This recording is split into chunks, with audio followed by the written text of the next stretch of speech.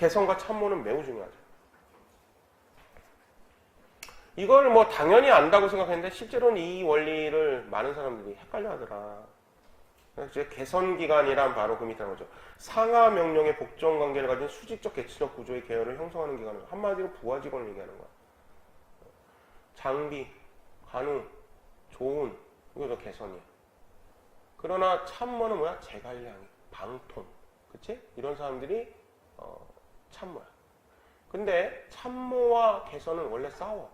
제갈량이 작전을 얘기하니까 장비가 반발하잖아. 당신이 개맛을 알아? 그치? 싸워봤어 현장에서? 이렇게 얘기하면서 믿지를 못하는 거야. 책만 읽다 와가지고 지금 말이야. 어디서 많이 보던 장면이지. 책만 읽다 와가지고 좀 수많은 사람들의 목숨이 달려있는데 지금 이렇게 하라고 함부로 얘기할 수 있냐. 그치? 맞는 말이죠. 이 사람은 자기 목숨도 걸어야 되고 자기 밑에 같이 밥 먹고 같이 다니는 부하들의 목숨도 다 걸려있는 거잖아. 그렇지. 자, 이게 개성과 참모의 싸움의 원인이에요. 그렇죠? 참모의 시각은 어떻다? 이상적이야. 이상적인 이유는 뭡니까? 자기가 하지 않기 때문에. 진짜. 그래서 그렇게 떼어뜨리는 거야. 이상적인. 그 다음에 장기적 시각을 갖고 있죠. 대체로.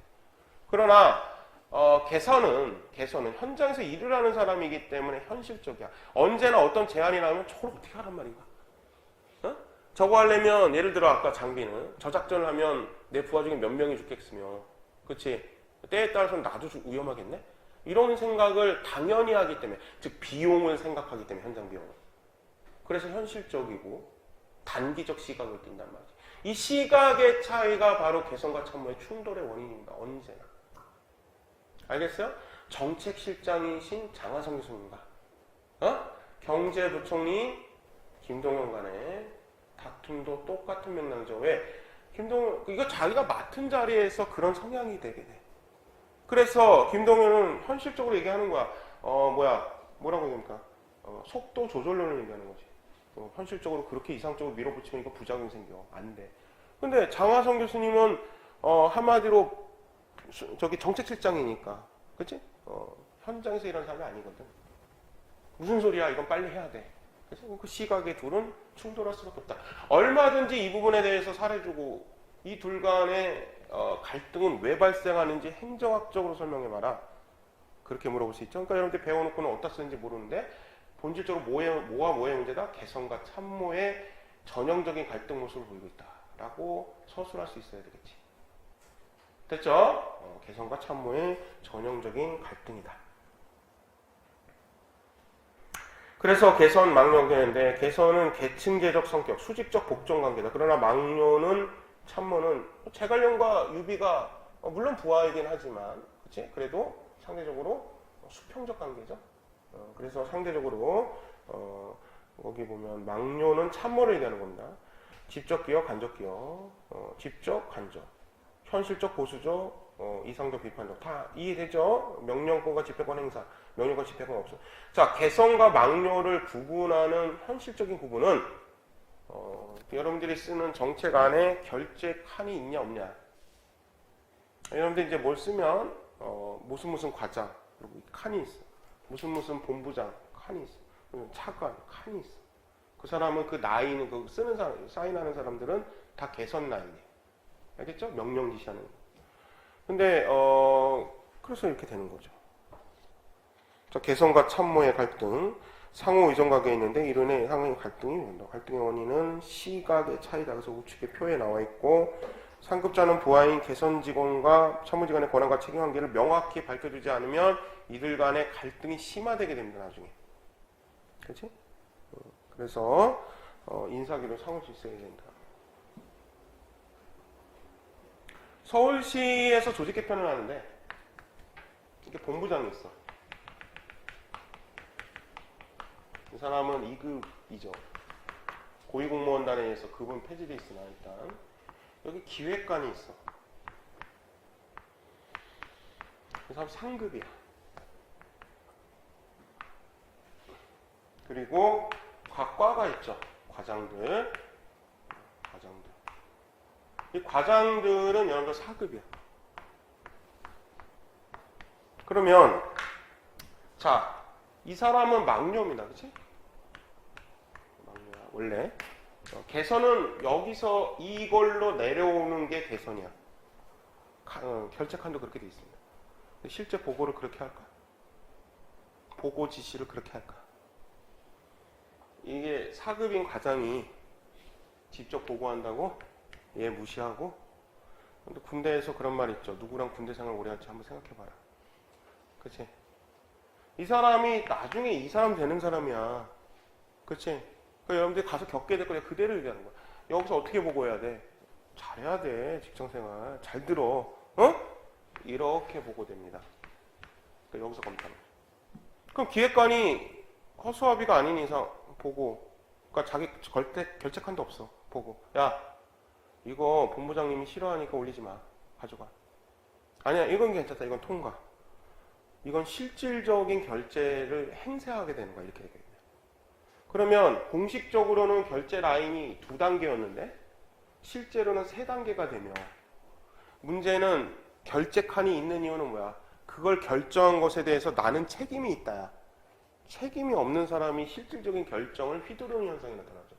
이것을 임도빈 교수님은 뭐라고 부르냐면 참모의 개선화 현상이라고 부른다.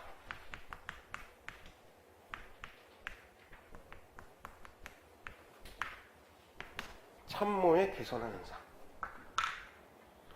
이게 또 심각한 문제란 말이지. 자, 그런데 이거를 여러분들 이게 한번 이해하고 나면 쉽게 생각해봐. 이게 각 부처야.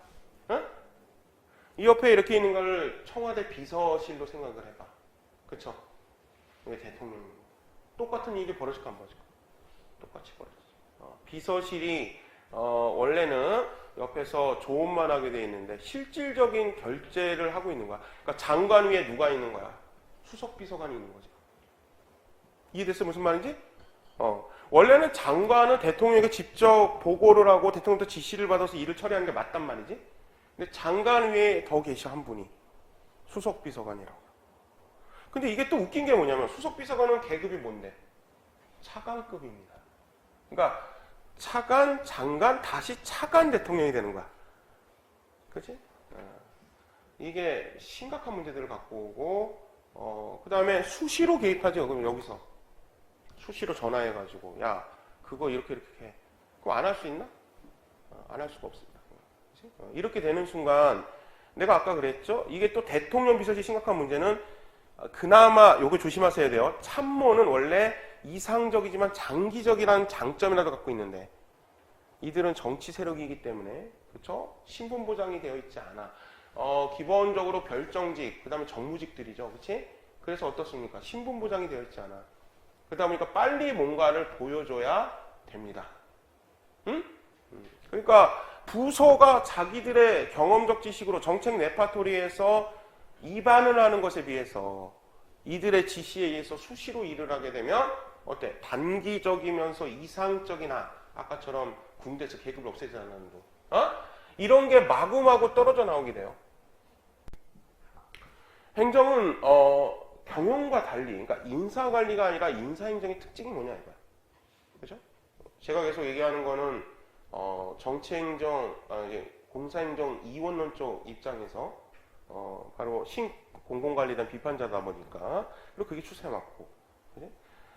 인사행정이라는 게 인사관리와 뭐가 다르냐가 되게 중요한 문제일 수밖에 없지. 농촌진흥청 조직진단을 하러 갔는데 대관령에 있는 고랭지 연구소 차례가 됐어요. 면접이. 좀 늦었어요. 근데 이제 그분들이 왔는데 오자마자 그 한 30대 좀 넘어 보이는 친구가 나를 붙잡고 자기 좀 거기서 빼내달라는 거야. 그래서 그게 어떻게 된 일이냐 그랬더니 아니 자기가 기술고시가 합격했는데 그래서 이제 5급 사무관을 들어왔는데 오자마자 인사과에서 불러서 하는 얘기가 거기 2년만 갔다 와 주면 그 다음부터 좋은 데로 보직을 주겠다라고 약속을 했다는 거야. 이게 왜 그러냐면 대관령 꼭대기에 있어요. 그래서 보이는 건 소밖에 없대. 자고 일어나도 소. 그지? 그래서 자고 소. 그래서 정말 오랜 시간 걸려서 내려와야 그 술집이나 이런 게 있고 거긴 정말 숙소와 소, 끝없는 소. 자기도 소개팅도 하고 싶고 연애도 하고 싶은데 근데 어쨌든 그 얘기를 하길래 그런 결심을 했대. 아 그래 2년 군대 한번 더 갔다 온다는 게 시험 어렵게 합격했는데 그런 개념으로 결심을 하고 갔다는 거지. 그런데 2년 6개월째인데 아직도 안 빼주고 있다는 거야. 큰일 났죠? 자, 행정은 여러분들 경영 같으면은 어때? 거기 있는 사람에게 더 많은 보상을 뭔가 해주겠죠. 그렇지?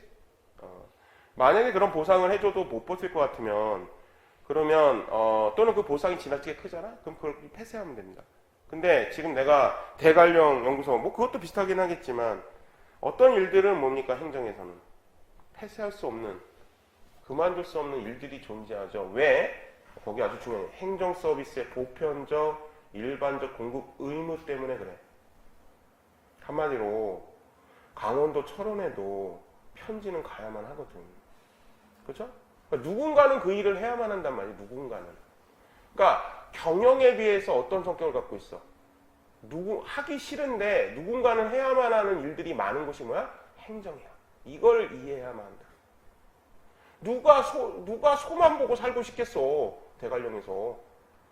그런데 그 기간을 유지해야 되잖아. 독도수비대 방광에서 그렇지? 있어야 하는 거잖아. 그러니까 누군가는 가야 합니다. 그러면 누가 가서 그걸 해줬잖아? 그러면 너는 진심으로 소를 위해 태어나는 것 같다. 거기에만 너 평생 있어라. 이럴 수는 없는 거 아니야. 그러니까 어떻게 해야 됩니까?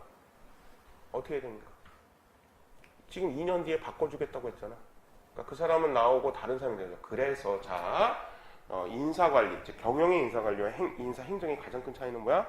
형평성의 가치가 상대적으로 더 중요한 영역이 되는 거지. 그렇죠? 형평성의 원리가 더 중요한 영역, 효율성의 원리보다 형평성의 가치가 상대적으로 더 중요해질 수밖에 없게 되는 거죠. 그건 왜 그렇다? 누구도 하기 싫은 일을 유지해야만 하는 면이 있겠다. 시장에서 기업에서는 안 하면 돼 그거. 알게 뭐야 왜 내가 그거를 해야 되는 건데, 그렇지? 안 하면 돼. 꼭 필요한 일이라면 많은 보수를 받거나 대가를 시장에서 받으니까 하는 거란 말이야. 거기로 뭐 떼돈을 번다든가, 그렇지? 근데 그런 게 아니고 해야 되는 일이 근데 행정은 존재한다는 거죠. 그래서 이 부분. 그 다음에 두 번째로는 바로 그 점 때문에 형평성이 중요해진다라고 쓰고 거기 봐서 하살표 치고 뭡니까? 순환보직이 많이 발생하는 이유이기도 해. 그것 때문에. 그러니까 제가 처음에 행정에 대해서 설명을 하면서 우리나라 행정이 보게 되면 뭐 전문성이 없고 맨날 순환보직하고 막 그런다고 하잖아?